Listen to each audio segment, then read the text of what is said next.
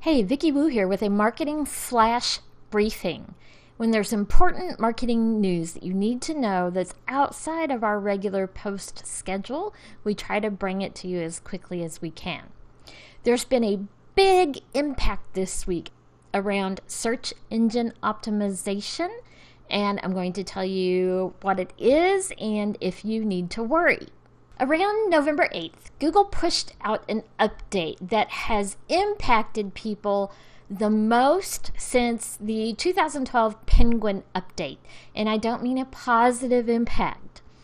And this is said to be the biggest update in how sites are ranked in search engine results since the RankBrain update in 2015.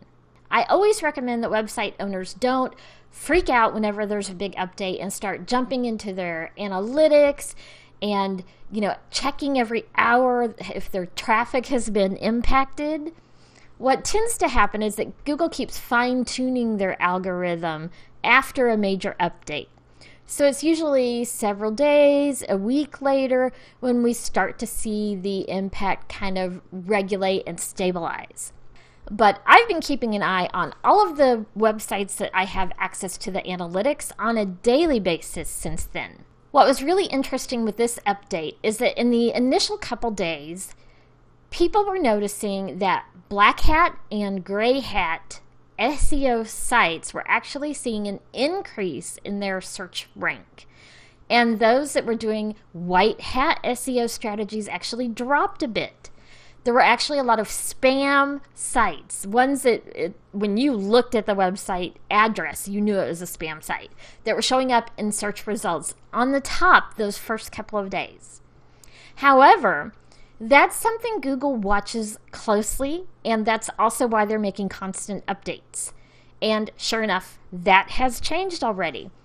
Google doesn't want you using black hat or even gray hat strategies, and that's why I never recommend anything other than white hat SEO. So I ran a week-over-week comparison of all the websites for which I can pull analytics to pull this week versus last week. Keep in mind, most of these sites I'm not doing ongoing SEO work. I may have set up their initial website and set up the analytics, and in a lot of cases I still have access in case they need assistance later. Or I may do blog or copywriting for them or other updates on a regular basis, and they're not having me focus on SEO, although anytime we copyright, we include a little bit of that work, but there's so much more to SEO than just copy.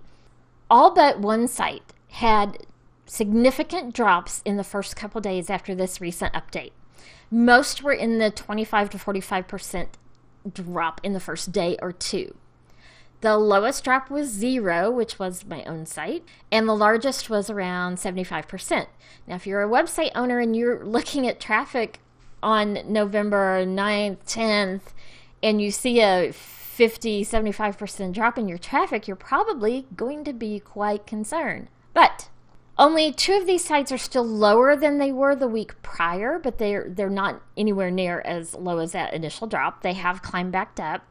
And I haven't looked at them further to see if maybe their posting schedule is different or what those websites are doing. It's ones that I'm not doing ongoing work on.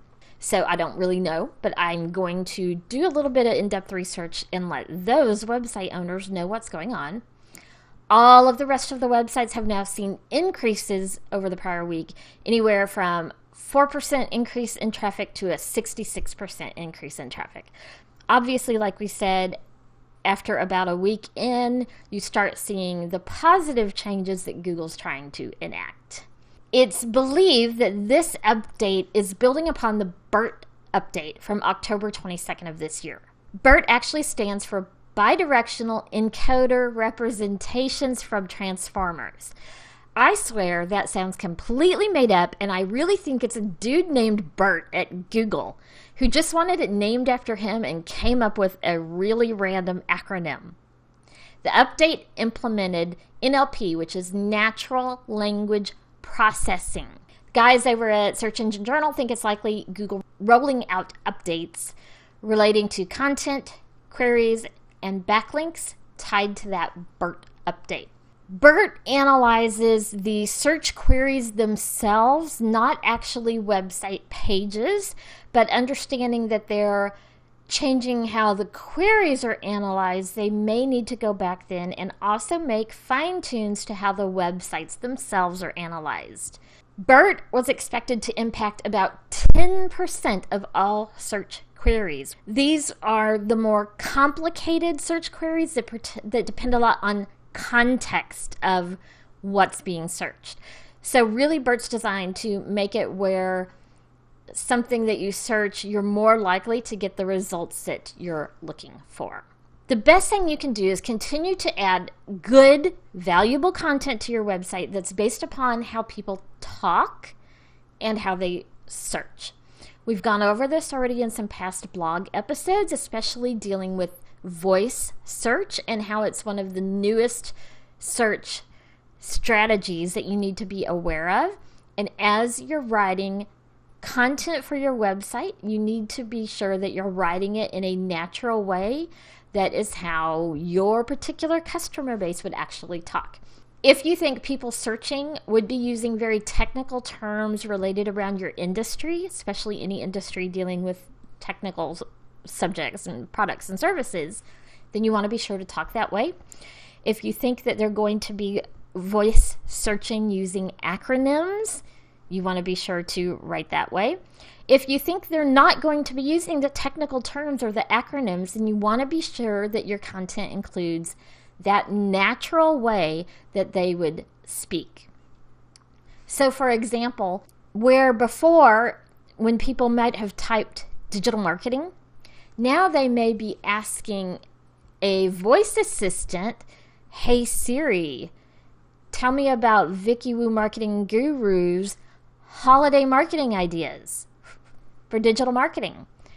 Their search is a lot longer, and you need to be considering that natural speech pattern when you're writing your content. So write your copy how your customers will voice search, and you'll likely be including content that is more easily understood by BERT and by Google's recent and upcoming updates, and your search ranks should remain strong. As always, if you have any specific questions about marketing, drop your question down below or visit our website, and down in the bottom right-hand corner, there is a chat icon, and you can always drop your question there. We'll try to answer you directly, but if not, we may use your question on an upcoming episode. While you're here, check out our other videos and subscribe to our channel so that you never miss the latest marketing tips.